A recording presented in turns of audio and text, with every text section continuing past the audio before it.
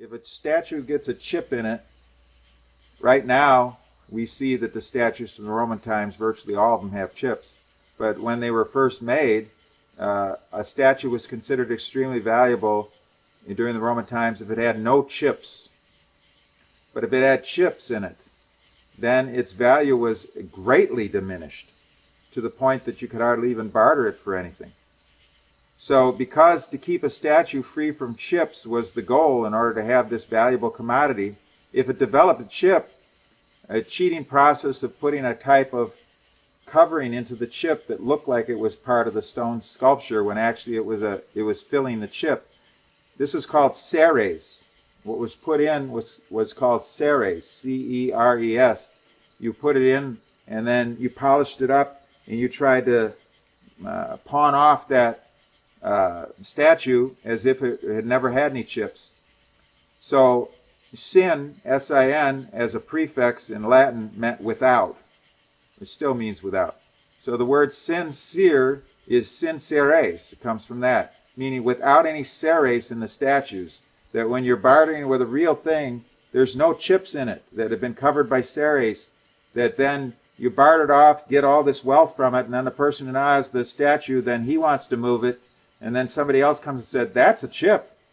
And then I've been cheated. But if you were sincere then, whatever you were giving was not with a flaw in it. So if you're sincere in seeking out a spiritual master, that means you don't have the flaws within you of ulterior motivation, personal ambition, all kinds of contaminated misconceptions about what is the path of spiritual life. You're free from all these chips in you, and you're not covered with a rationalization and with buffers and with delusions, ceres. You don't have your sin ceres. You're without those things.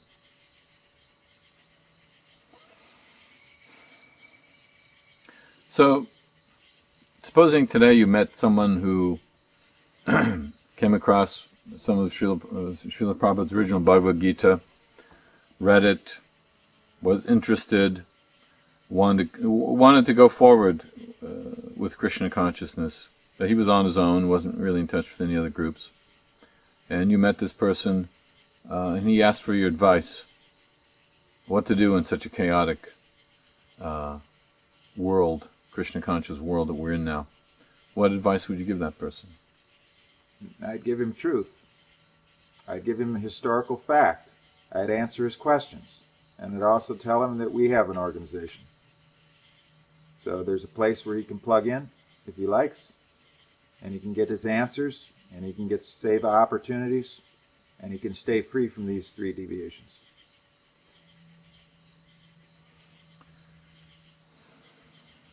So how was your organization better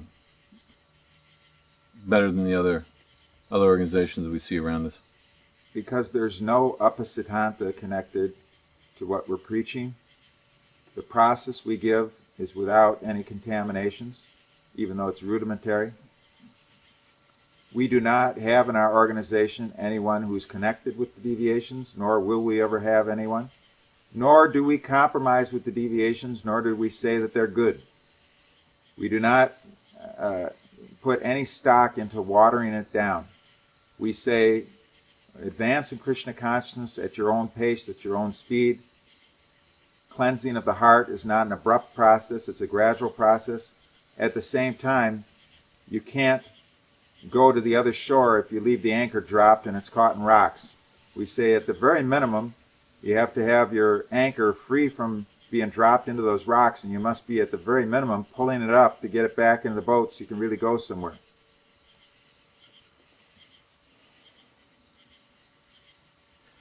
Supposing in a parallel universe, you were invited to next year's GBC meeting in Mayapur, and you were asked to give your recommendations to help ISKCON. What can you imagine that you might say to them? I would say to them, you all have to return to square one. None of you is a genuine guru. You never were. A current still runs through it, and that current is the current of deviation, the current of misconception, the current of pretension, the current of deception. These things cannot be present in a genuine Krishna consciousness movement. And you have had these things in your movement from the spring of 1978. Although they were creeping in before that time, we can just say that was the coup d'etat moment. And now you've got to return and get all of that out. And it can be done if you understand that Prabhupada said, regular guru, that's all. Regular guru means under regulation. And he didn't name any gurus. He said, but by my order, but he never gave the order. Which means that we have to go back to square one and say that those 11 pretender Mahabhagavats were all completely bogus, and that was such a colossal hoax and such a colossal deviation that everything went off track, and that current is still present in the movement. It has not been taken away. The current of deviation has been present throughout the movement since 1978. And you can make all the bureaucratic adjustments and compromises you want, but this stark truth is going to remain. These historical facts are going to remain. And there's going to be devotees who've been initiated by His divine grace who are continue to understand them and are going to continue to let others know about them. And you're not going to get away with it. You're not going to pull it off. So therefore, you better return to square one. That would be my advice. That's a pretty big pill for them to swallow. Do you have any practical suggestions how... Yeah, the practical suggestion is they aren't going to invite me. No, practical suggestions how the square one is, how to get back to that square one. Yes. Shock. It's not until devotees individually get shocked and realize just how corrupt the whole thing has been and how it's getting more and more corrupt, how it's becoming more and more dumbed down and watered down, how it's becoming more and more deviant, and realize that it'll get worse and worse and worse, and realize that they want no part of it. They want to get back to the real Krishna consciousness movement. And then one by one, as devotees realize this, then they'll get strong individually. Then they'll start thinking, maybe I should have some kind of relationship with other devotees who are a little stronger than me and are on this path. And then there'll be a little bit of a coalescing, perhaps some alliances. Then there'll be an actual organization. And then things will go on and on like that. And so it'll be a very gradual process. Okay. Can you tell us a bit how you came to Krishna consciousness? Yes, I came because I reached the stage where actually I saw the futility of even breathing. I reached the stage where I could see that on your own, whatever you're doing does not solve anything. Once you realize the question that must take place, the tato brahma jigyasa, this question is, why am I suffering? And most importantly, why do I have to die? Why do I have to undergo all of this? I am being forced to undergo all of this. Why? This question I asked. I reached the stage where I asked this question. When you ask these root questions, you get signals from Paramatma, but you don't know it. But you get signals from conscience, and when I'm speaking of conscience here, I'm using a capital C, because small conscience is different from capital C conscience. Paramatma will give you tests. My first dictation was become vegetarian. And immediately I did. Now, I did not know where it would lead.